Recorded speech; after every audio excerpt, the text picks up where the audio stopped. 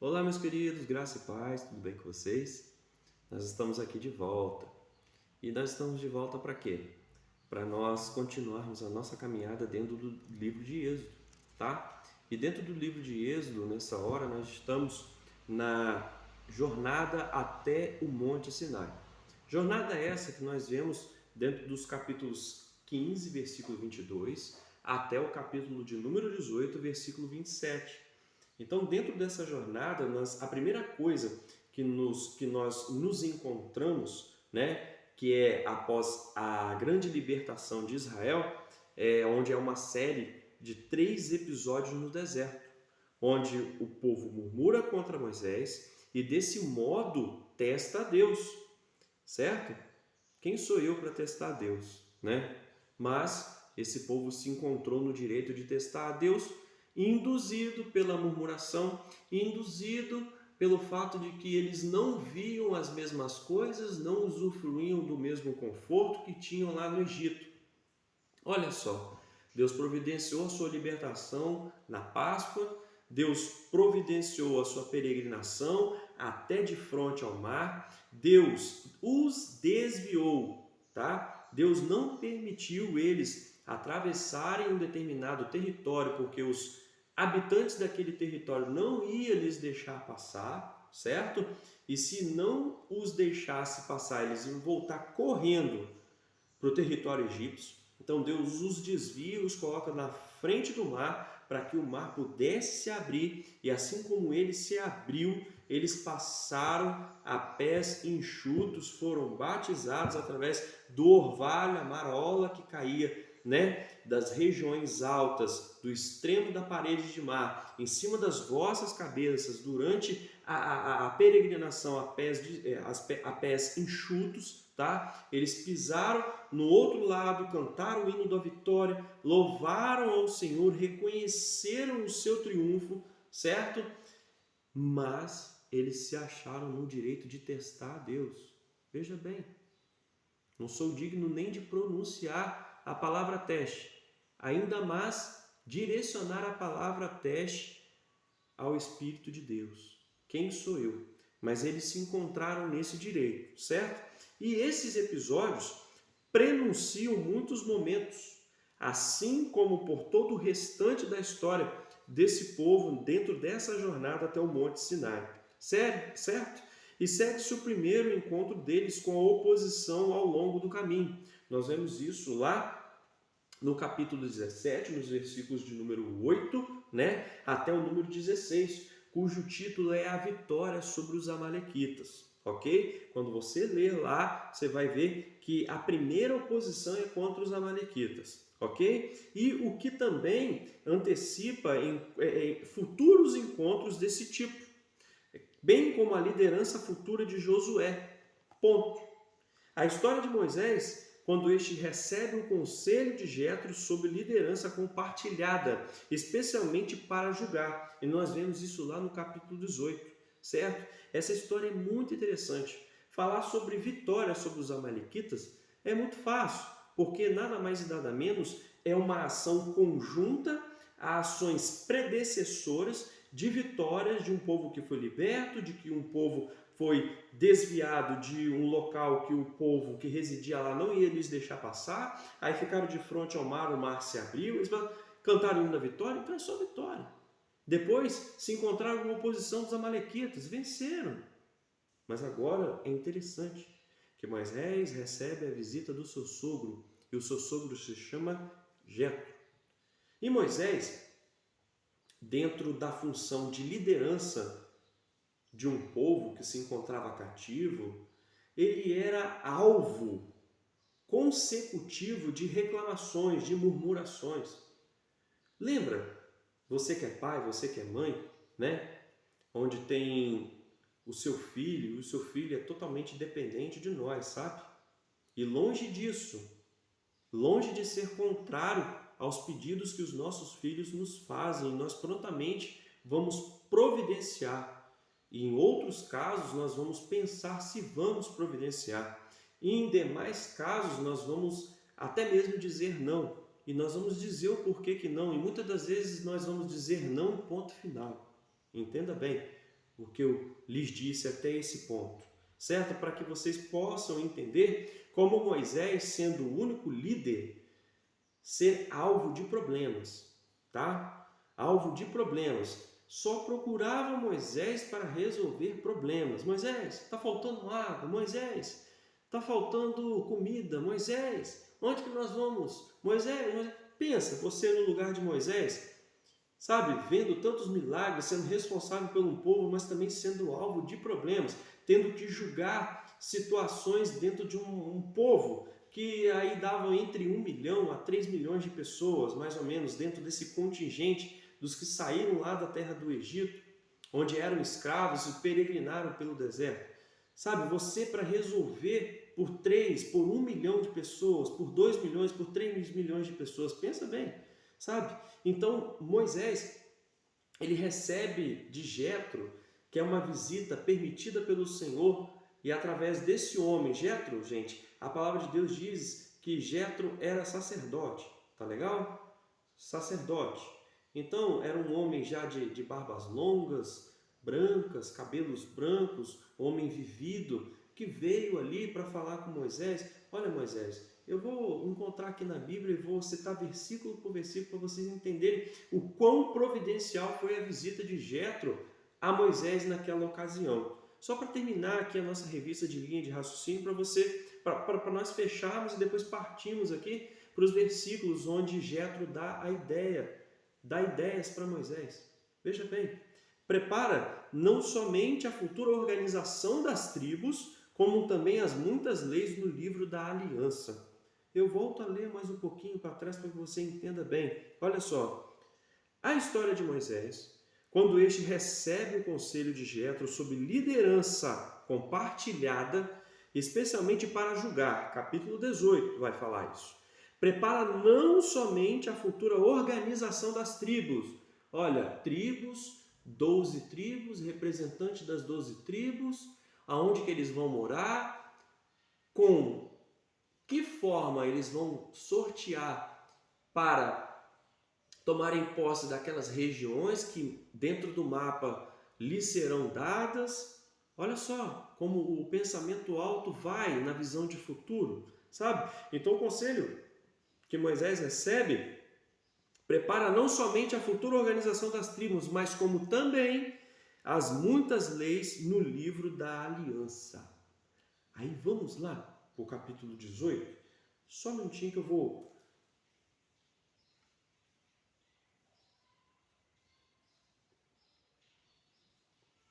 Aqui. Versículo 13 do capítulo 18. Preste bem atenção na leitura da palavra.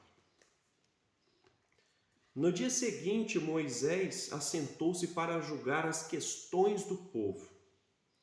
E este permaneceu de pé diante dele. Este era quem? Jetro. Desde a manhã até o cair da tarde. Quando seu sogro viu tudo o que ele estava fazendo pelo povo, disse o seguinte: o que é que você está fazendo? Indagou, perguntou Jetro a Moisés. Por que só você se assenta para julgar e todo este povo espera de pé desde a manhã até o cair da tarde? Aí Moisés lhe responde lá no versículo 15, diz o seguinte para o seu sogro: o povo me procura para que eu consulte a Deus. Toda vez que alguém tem uma questão, esta me é trazida, eu decido entre as partes e ensino-lhes os decretos e leis de Deus.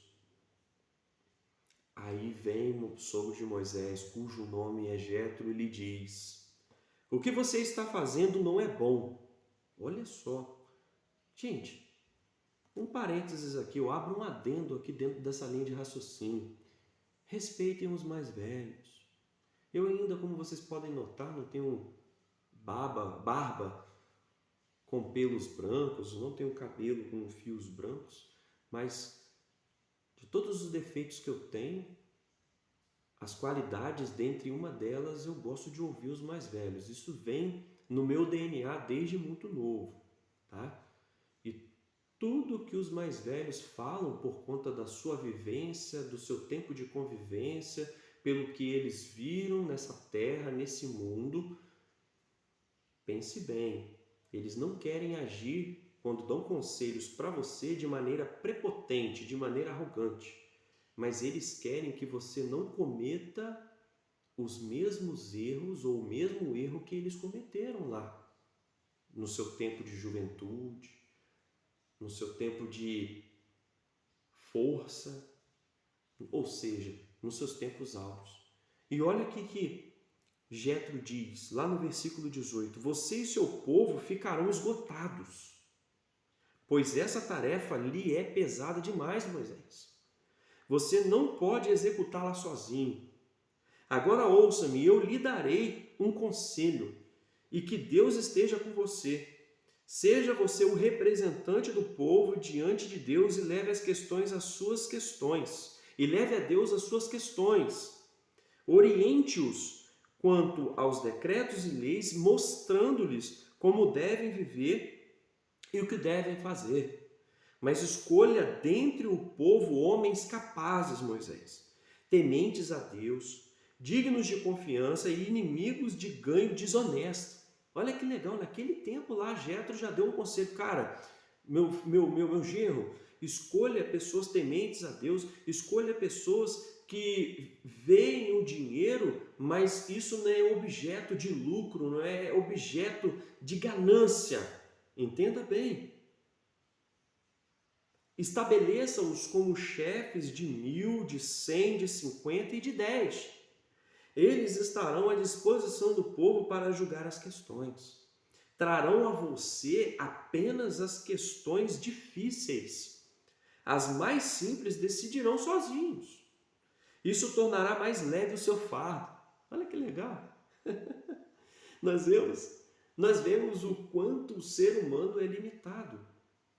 O ser humano, através do longo tempo exercendo uma determinada atividade, ele vai se encontrar fadigado, cansado de executar as mesmas coisas.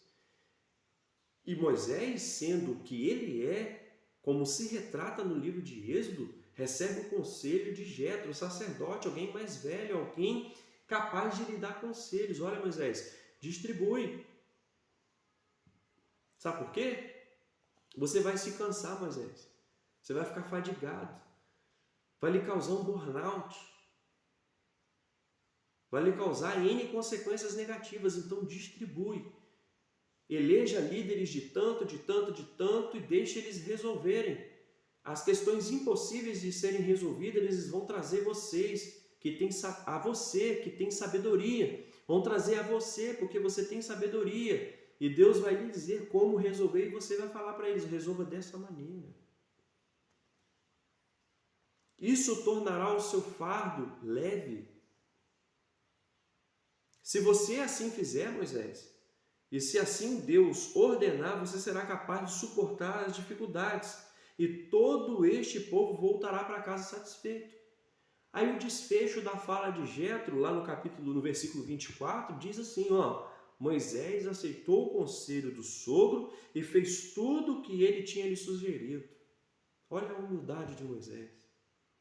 Escolheu homens capazes de todo Israel e colocou-os como líderes do povo, chefes de 100, chefes de 50, chefes de 10, e esses ficaram como juízes permanentes do povo. As questões difíceis levavam a Moisés, as mais simples eles mesmos resolviam. Então Moisés e seus sogros se despediram e Jetro voltou para a sua terra. Então nós vemos aqui que um homem acostumado a ter sucesso na gestão de determinadas coisas pôde passar para Moisés a causa do sucesso da sua gestão. Ou alguma coisa teve que acontecer negativamente falando para que esse homem pudesse ter uma nova e uma gestão de sucesso dentro dos seus negócios. E quando esta foi passada para o seu genro Moisés, assim como diz a palavra dentro dessa história, que Moisés fez tudo o que o seu sogro lhe apontou para fazer. Reproduziu dentro daquilo que o Senhor tinha lhe dado para cuidar, que era o povo.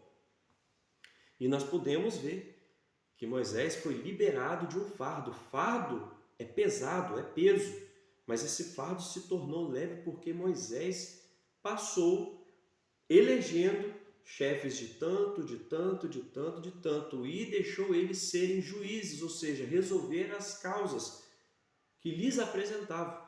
E quando essas causas eram muito difíceis, traziam a Moisés, e Moisés lhes retornava com com um direcionamento de como resolver essas coisas. Certo? Então, nós vemos aí, e eu lhes expressei o que mais me chamou a atenção, né? E reendosso dizendo que o que me mais chamou a atenção é a obediência de Moisés, é alguém de confiança entrando dentro do seu cenário para dizer o que ele deveria fazer. A palavra diz que o sogro de Moisés ficou o dia inteiro observando e no final do dia, no final da jornada de trabalho de Moisés, falou: olha, o que você está fazendo não é certo. Olha que tom de sabedoria a palavra de Deus nos traz nisso. E a palavra revelada para você, para mim nesse dia, é com relação às decisões, é com relação aos nossos pronunciamentos. Que os nossos pronunciamentos, que os nossos entendimentos sejam expressos mediante a vontade de Deus, mediante a uma observação. Se nós não tivermos uma observação, se nós não tivermos testemunho, porque o testemunho advém com aquilo que nós passamos, com aquilo que nos observamos, e isso vai fazer com que Deus nos dê o entendimento de como nos portarmos na próxima vez que isso nos sobrevier. Então foi isso que aconteceu com Moisés. Então a palavra revelada desse dia para mim e para você significa: aprendamos o momento certo de nós nos pronunciar. Aprendamos que nós podemos nos pronunciar se Deus disser sim.